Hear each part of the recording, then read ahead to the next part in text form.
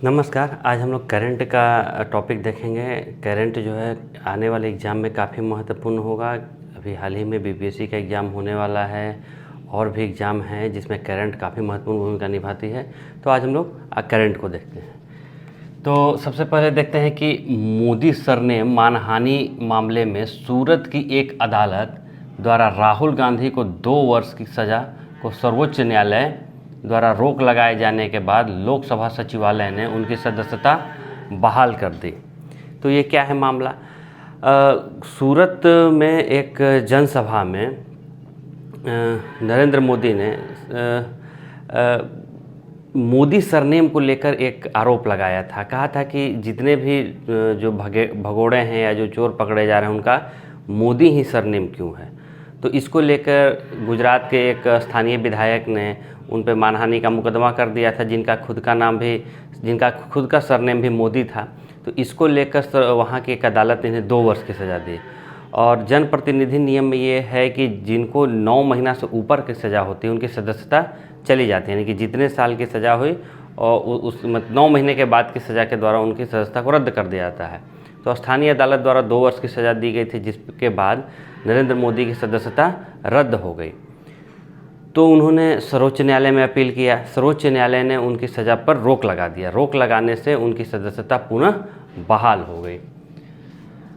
तो अगला है कि अन्य पिछड़ा वर्गों के लिए आरक्षण के संबंध में रोहिणी आयोग की रिपोर्ट राष्ट्रपति को रोहिणी आयोग ने प्रस्तुत की। और ये मामला है अक्टूबर 2017 का। अक्टूबर 2017 में केंद्र सरकार ने दिल्ली उच्च न्यायालय के न्यायाधीश रह चुके रोहिणी की अध्यक्षता में एक ओबीसी कमेटी गठित की थी। ये कमेटी इसलिए बनाई गई थी, जो ओबीसी वर्ग को जो 27% आरक्षण मिलता है, वो आरक्षण क्या ओबीसी समूह में जितनी जातियां आती हैं सबों को वो आरक्षण का लाभ मिलता है कि नहीं, इसकी जांच के लिए इसमें संशोधन यानी कम या ज़्यादा करने की बात नहीं थी। बात है कि 27% आरक्षण ओबीसी कैटेगरी में जितनी भी जातियां आती हैं उन सारी जातियों को वो 27% का लाभ मिलता है कि नहीं, इसकी जांच के लिए कमेटी बनाई गई थी। और इन्हें 12 सप्ताह का समय दिया गया था 2017 में, लेकिन ये करीब 14 बार बढ़ते बढ़ते 2023 में जाके राष्ट्रपति को ये फाइनल प्रस्तुत किया गया है। इसके बाद है 14वीं बार विस्तार किया गया था और फिर जाके 2013 में ये फाइनली दिया गया। सभी भाषाओं में केरल का नाम केरलम करने का आग्रह प्रस्ताव केरल की विधानसभा में पारित कर केंद्र को भेजा गया है। आपको पता होगा कि संविधान के पहली अनुसूची में राज्यों का 28 राज्यों और जो 8 केंद्र शासित प्रदेश हैं उनका वर्णन है। तो इसमें नाम है केरल। तो नाम को बदलने का अधिकार केंद्र सरकार को है और ये प्रस्ताव वहाँ की विधानसभा पास करती है। तो केरल विधानसभा ने ये प्रस्ताव पारित करके केंद्र को भेज दिया है। अब केंद्र पे डिपेंड करता है कि उसका नाम केरल ही रहेगा कि केरलम होगा, इसको लेकर केंद्र सरकार डिसाइड करेगी।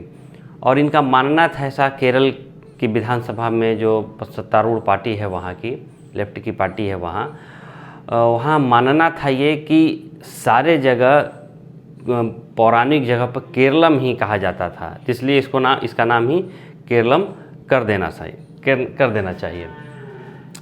अगला है कि चंद्रयान 3 के लैंडर विक्रम के चंद्रमा पर उतरने के स्थल का नामकरण शिव शक्ति और चंद्रयान 2 के लैंडर के चंद्रमा पर टकराने का स्थल का नाम तिरंगा पॉइंट किया गया है। अब बात है कि जहाँ पर चंद्रयान 3 उतरा उस जगह का नाम रखा गया शिव शक्ति पॉइंट। जहाँ पे चंद्रयान 2 का लैंडर जाके क्रैश किया था, यानी कि जहाँ चंद्रमा की सतह से जाके टकरा के बर्बाद हो गया था, उस जगह का नाम रखा गया तिरंगा पॉइंट। ये 2 नाम नरेंद्र मोदी के द्वारा रखा गया। नरेंद्र मोदी जब एक एग्ज़ाम में काफ़ी इंपॉर्टेंट सवाल हो सकता है कि जब चंद्रयान 3 जब चंद्रमा पर उतर रहा था तो नरेंद्र मोदी कहाँ से इसे देख रहे थे, यानी कि ऑनलाइन जुड़े हुए थे। तो वो जोहान्सबर्ग में थे, यानी कि वो ब्रिक्स समिट में भाग लेने वो दक्षिण अफ्रीका गए हुए थे, तो वहीं से लाइव जुड़े हुए थे। उसके बाद वो ग्रीस की यात्रा पे गए और ग्रीस से फिर सीधा बेंगलोर आए और वैज्ञानिकों को संबोधित किया और वहीं पर इन्होंने नाम रखा चंद्रयान 3 का, जहाँ पर लैंडर उतरा उसका नाम रखा शिव शक्ति पॉइंट, और जहाँ चंद्रयान 2 का लैंडर टकराया था उसका नाम रखा तिरंगा पॉइंट। आदित्य L1 का प्रक्षेपण 2 सितंबर 2023 को PSLV C-57 PSLV polar satellite launch vehicle C-57 के जरिए श्रीहरिकोटा स्थित सतीश धवन अंतरिक्ष केंद्र से प्रक्षेपित किया गया। कहाँ पर है ये? यह है आंध्र प्रदेश में। तो 2 सितंबर 2023 को PSLV 57 के द्वारा श्रीहरिकोटा स्थित सतीश धवन अंतरिक्ष केंद्र से प्रक्षेपित किया गया है। एल का अर्थ होता है लैग्रेंज पॉइंट, जो सूर्य और पृथ्वी के बीच गुरुत्वाकर्षण के बीच बैलेंस वाला स्थान है। यहाँ सूर्य 24 घंटे दिखता है। एक वैज्ञानिक थे लॉरेंस, उन्होंने इसकी खोज की थी, तो उन्हीं के नाम पर लॉरेंस रखा गया। तो आदित्य L1 का मतलब ये है कि जो लॉरेंस लाइन 1 है, यानी कि आप ऐसा स्थान मान लीजिए कि जहाँ सूर्य और पृथ्वी दोनों का गुरुत्वाकर्षण बैलेंस हो जाता है, उस स्थान को L1 कहते हैं। तो L1 पे ही प्रक्षेपित किया गया है ये आदित्य को। इसका पूरा नाम है आदित्य L1। तो ये सूर्य के पास नहीं जाएगा, सूर्य की उस जगह पर रह के चक्कर लगाएगा और वहाँ से सूर्य में का जो तापमान है उसमें परिवर्तन होने वाली चीज़ों को वो कैप्चर करेगा, पिक्चर लेगा और भेजेगा। पाकिस्तान के कार्यवाहक प्रधानमंत्री बने अनवर उल हक काकर। अब आपको काकर केवल याद रखना है, अनवर उल हक याद रखने की ज़रूरत नहीं है, क्योंकि पाकिस्तान के कार्यवाहक प्रधानमंत्री, अभी हाल ही के एग्जामों में ये पूछा भी जाएगा। उसके बाद जब वहाँ चुनाव हो जाएगा, नए प्रधानमंत्री बन जाएंगे, तो फिर वहाँ से ये सवाल आएगा नहीं। तो पड़ोसी देश है, काफ़ी भारत के साथ संबंध विवादपूर्ण रहता है, इसलिए ये इम्पॉर्टेंट है। तो कौन बने हैं? काकर केवल याद रखना है, कार्यवाहक प्रधानमंत्री, क से कार्यवाहक और क से काकर। अगला है कि जोहान्सबर्ग में ब्रिक्स का 15वां शिखर सम्मेलन हुआ। 6 नए देश जुड़ने से ब्रिक्स में 11 देश हो गए। पहले से कितने देश थे? 1 2 3 4 5, यानी कि B से हो गया ब्राज़ील, R से हो गया रूस, I से हो गया इंडिया, C से हो गया चाइना और S से हो गया दक्षिण अफ्रीका। यानी कि पहले इसमें जो देश थे 6 देश थे, 5 देश थे। अब जो है सो इसमें 6 और देश जुड़ गए, तो 6 5 11 देश हो गए। अब ये 6 देश कौन कौन हैं, इसको याद रखना होगा आपको काफ़ी बारीकी से। इसे मैप पे आप देख के इसे याद रख सकते हैं। पहले याद रखना अर्जेंटीना। अर्जेंटीना कहाँ का है? ये दक्षिण अमेरिका का देश है। दक्षिण अमेरिका के देश अर्जेंटीना। फिर अफ्रीकन कंट्री को याद रखना। अफ्रीकन कंट्री में है मिस्र और इथोपिया। मिस्र और इथोपिया अफ्रीकन कंट्री का है, अर्जेंटीना दक्षिण अमेरिका का है, और इथोपिया और मिस्र अफ्रीकन कंट्री का देश है। ईरान, सऊदी अरब और संयुक्त अरब अमीरात एशियन कंट्री का देश है। तो 3 देश जो कि एशिया से हैं और 2 देश अफ्रीका से हैं, 1 देश क्या है? दक्षिण अमेरिका से है। तो टोटल कितने देशों की संख्या हो गई? 6। रूस के राष्ट्रपति व्लादिमीर पुतिन के स्थान पर विदेश मंत्री सर्गेई लावरोव ने भाग लिया। अब ब्रिक्स में सारे देश के राष्ट्राध्यक्ष, यानी कि या तो वहाँ के राष्ट्रपति हों या वहाँ के प्रधानमंत्री हों, जो कि ऑल इन ऑल होते हैं, वो भाग लेते हैं। लेकिन रूस के राष्ट्रपति नहीं भाग लेंगे, इसलिए कि उन पे पहले से गिरफ्तारी वारंट जारी था, और अमेरिका और जो दक्षिण अफ्रीका है उसके द्वारा उस सदस्य था उसमें, तो वो अरेस्ट कर सकता था। इसलिए उनके स्थान पर वहाँ के विदेश मंत्री सर्गेई लावरोव भाग लिया, और पुतिन जो है सो वर्चुअली जुड़े। तो ये एग्जाम में इंपॉर्टेंट सवाल है कि किस देश के राष्ट्राध्यक्ष ने वर्चुअली जुड़े, या रूस के राष्ट्रपति के स्थान पर किसने भाग लिया? तो वहाँ के विदेश मंत्री ने भाग लिया। इसमें 2 चीज़ों पर सबसे ज़्यादा फोकस किया गया है। सबसे पहले है लुप्तप्राय बड़ी बिल्लियों की सुरक्षा के लिए इंटरनेशनल बिग कैट्स अलायंस बनाने का प्रस्ताव रखा गया है कि इस पे ध्यान दिया जाए। और दूसरा है ब्रिक्स अंतरिक्ष अन्वेषण संघ की स्थापना का प्रस्ताव नरेंद्र मोदी के द्वारा पेश किया गया। कहा यह गया कि एक कमेटी बने ब्रिक्स अंतरिक्ष अन्वेषण संघ, यानी कि जो पहले से 5 और 6 11 देश जो हैं ये मिल के अंतरिक्ष में काम करें और इनका सब का इसमें योगदान हो। जैसे यूरोपियन यूनियन है, यानी कि यूरोप का कोई एक देश नहीं है, यूरोपियन यूनियन है जो कि अंतरिक्ष पे काम करता है, पूरे देश उसमें मिल के काम करते हैं। इसी तरीके का प्रस्ताव रखा गया है। और दूसरा है कि लुप्तप्राय बड़ी बिल्लियों की सुरक्षा के लिए इंटरनेशनल बिग कैट्स अलायंस बनाया जाए।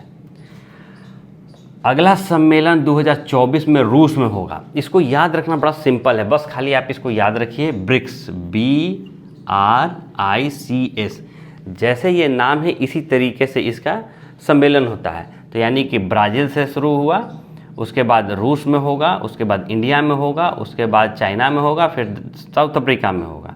अगला सम्मेलन रूस में होना है। तो इस बार कहाँ हुआ? इस बार हुआ यहाँ ब्राज़ील में हुआ, नहीं सॉरी, इस बार हुआ दक्षिण अफ्रीका में हुआ। तो दक्षिण अफ्रीका जो है सो लास्ट है, उसके बाद होना था ब्राज़ील में, लेकिन इस बार होगा, अगली बार होगा रूस में। किसी कारणवश उसने मना कर दिया है, इसके बाद रूस में होगा। तो जो भी होगा वो नाम से होगा। दक्षिण अफ्रीका के बाद अब अगली बार कहाँ होगा? रूस में। रूस के बाद कहाँ होगा? इंडिया में। अगर ब्राज़ील तैयार हो जाता है तो ठीक है, नहीं तो फिर इंडिया में होगा। नरेंद्र मोदी को ग्रीस का सर्वोच्च नागरिक सम्मान the grand cross of the order of honour दिया गया है। अब इतना लंबा चौड़ा नाम तो याद होने से रहा, तो बस खाली आप इसको याद रखिए, the grand cross. The grand cross कहाँ से दिया गया? ये दिया गया है ग्रीस के द्वारा। इंदिरा गांधी के बाद ग्रीस की यात्रा करने वाले पहले प्रधानमंत्री हैं नरेंद्र मोदी। इंदिरा गांधी इसकी यात्रा की थी, उसके बाद कोई भी भारत का प्रधानमंत्री ग्रीस की यात्रा पर नहीं गया। रूस का लूना 25 चंद्रमा की सतह से टकराकर नष्ट हुआ। भारत के चंद्र मिशन के प्रक्षेपण के 1 महीने के बाद रूस ने अपना मिशन दक्षिणी ध्रुव पर भेजा था, लेकिन वो दक्षिणी ध्रुव पर लैंड करने से पहले ही वहाँ से टकराकर क्रैश कर गया और इसका ये मिशन असफल हो गया। तो लूना 25 कहाँ का है? ये रूस का है। 38 वर्ष तक कंबोडिया के प्रधानमंत्री रहे हुन सेन ने पद छोड़ा और पुत्र हुन मानेट, हुन सेन छोड़े और हुन मानेट ने ग्रहण किया, यानी कि पिता ने छोड़ा और बेटे ने ग्रहण किया। ये कंबोडिया है कहाँ? कंबोडिया है, अब देखिए, ये है भारत, यहाँ हो गया म्यांमार और थाईलैंड, और थाईलैंड के बगल में है यहाँ पर कंबोडिया, या नीचे में है कंबोडिया। कंबोडिया ये भारत का दक्षिण एशियाई देश हुआ, ये एशिया का दक्षिण एशियाई देश हुआ। तो कंबोडिया में जो प्रधानमंत्री थे उन्होंने पद छोड़ दिया है। प्रधानमंत्री का नाम था हुन सेन, उनके स्थान पर उनके पुत्र बने हैं हुन मानेट। अमेरिकी वाणिज्यिक पत्रिका फॉर्च्यून द्वारा दुनिया की 500 बड़ी कंपनियों में भारत की 8 कंपनियां शामिल हुई। फॉर्च्यून एक पत्रिका है और फॉर्च्यून के द्वारा दुनिया भर में जितनी भी कंपनियां, उनके लिए ऑनलाइन एक वोटिंग करवाया जाता है कि आपको किस कंपनी पे ज़्यादा विश्वास है, यानी कि दुनिया में कौन कंपनी है जो ज़्यादा काम करती है या किस पे ज़्यादा विश्वास किया जाता है। तो उसमें अमेरिका की सबसे एक पहले स्थान पर है वालमार्ट, ये रिटेल का काम करती है। तो वालमार्ट अमेरिका की कंपनी है। 88वें स्थान पर है रिलायंस इंडस्ट्री, यानी कि भारत की 8 कंपनियों में पहले स्थान पर है रिलायंस इंडस्ट्री और दुनिया में 500 कंपनियों में स्थान है 88वें स्थान पर रिलायंस का। तो आज के लिए इतना ही, अगले वीडियो में फिर करंट पर मुलाकात होगी। आज के लिए इतना ही, धन्यवाद।